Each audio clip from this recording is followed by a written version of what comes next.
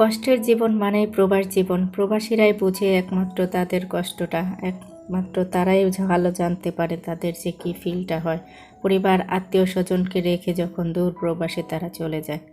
Hello everyone, আসসালামু আলাইকুম। আমি মুক্তা। কেমন আছেন সবাই? আশা করি যে যেখান থেকে আজকের ভিডিওটা দেখছেন সবাই ভালো আছেন।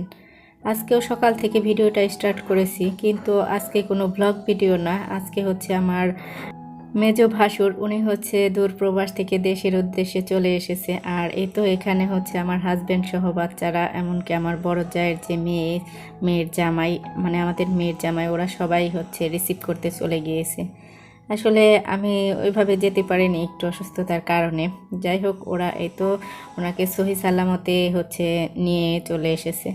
যাই হোক, ওরা ওখানে ওই অত ভালো করে ভিডিও শ্যুট করতে পারেনি। যাই হোক, যতটুকু করেছে সেটাই আপনাদের সাথে একটু শেয়ার করছি।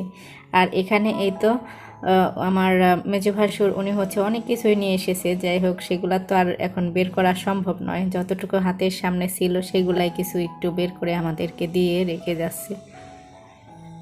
কারণ আমরা যেহেতু গ্রামের বাড়িতে যাব, তখন হয়তো বা সবার সাথেই দেখা হবে, তো সেই জন্য আর আমিও অতই করিনি। যাই হোক, এখান থেকে এই যে কতগুলা সামনে যে ঘড়ি ছিল, তারপরে আমার জন্য একটা ফোন নিয়ে এসেছে, এমনকি কিছুটা চকলেট বাচ্চাদের জন্য, সেগুলাই হচ্ছে বের করে একটু দিয়ে দিচ্ছিল। এটা হচ্ছে আমাদের বাসার পাশেই হচ্ছে, যখন যাচ্ছিল তখন হচ্ছে এই তো গাড়িটা থামিয়ে তারপরে হচ্ছে এই জিনিসগুলা দিয়ে যাচ্ছে।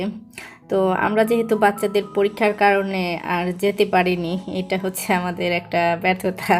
তো বাচ্চারা তো খুবই কান্নাকাটি শুরু করে দিয়েছিল, ওরাও তখনই যাবে। আর এই যে আমাদের দুই মা মেয়ের জন্য দুইটা ফোন এনেছে, সেই দুইটা একটু আপনাদের সাথে শেয়ার করলাম। তো এরপর ওনাদেরকে বিদায় দিয়ে আমরাও চলে এসেছি বাসায়। আর এই যে আমার ফোনটা এখন আনবক্সিং করছি, তো দেখতেই পাচ্ছেন নতুন নতুন ফোন পেয়ে তো আমি খুবই খুশি।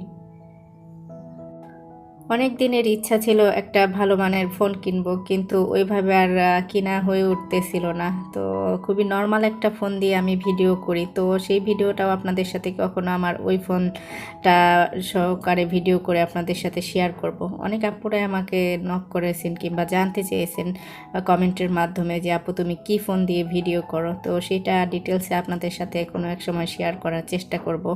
যাই হোক, এই যে নতুন ফোনটাকে প্রথমে এই তো বের করে নিচ্ছি, যা যা ফোনের সাথে আছে সব কিছুই এক এক করে বের করেছি। তো নতুন ফোন পেয়ে তো খুবই খুশি আমি, আমার বাচ্চারাও খুব খুশি যে আমার এতদিনের একটা স্বপ্ন পূরণ হয়েছে। তো ভাইয়ের মতো ভাসুর থাকলে এরকমই হয়। আমার ভাসুর আমাকে এই ফোনটা গিফট করেছে। তো কেমন হলো এই ফোনটা আপনারাও কমেন্ট করে জানাতে পারেন।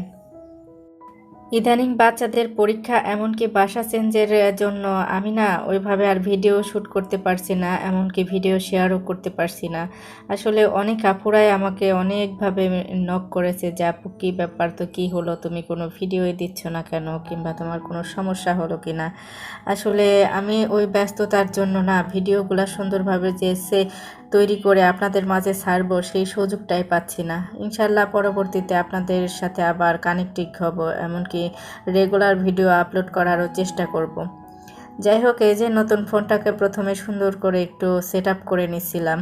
দেখি এই ফোনটা কিভাবে ইউজ করা যায়, সেই সব ফাংশনগুলোও একটু ঘেটে দেখছিলাম। অল্প কয়েকদিনের ছুটিতেই হচ্ছে আমার ভাসুর দেশে এসেছে। আর উনি যে আসবে ওরকম কোনো প্ল্যান পরিকল্পনা ছিল না। তবে আমি আমার হাজব্যান্ডের সাথে কয়েকবার ফোন নিয়ে আলোচনা করাতে তখন হচ্ছে উনি বলেছিল যে ভাই যখন আসবেন একটা ফোন আনার দরকার, এরকম মুক্তার একটা ফোন প্রয়োজন। তবে উনি সেটা শুনেই হচ্ছে এই ফোনটা কিনে ফেলেছে। তো যাই হোক, উনি আমার জন্য যে এই ফোনটা কিনেছে এইটাই আমার কাছে অনেকটা বড় পাওয়া। তো সবাই আমার এই ফোনটার কেমন ভালো সার্ভিস দেয় সেটাও পরবর্তীতে আপনাদের সাথে শেয়ার করব। আর এই যে যে জিনিসগুলো আরও কিছু দিয়েছে সেগুলোও একটু শেয়ার করলাম। এখানে এই যে কি বলবো, রাস্তায় ওভাবে দাঁড়িয়ে তো আর কোনো কিছু খুলে বের করে দেওয়া যায় না, এতটুকুই বের করতে পেরেছে, দিয়েছে। সবাই সুস্থ থাকবেন, ভালো থাকবেন। পরবর্তী ভিডিও দেখার আমন্ত্রণ জানিয়ে বিদায় নিচ্ছি। আল্লাহ হাফেজ, আসসালামু আলাইকুম।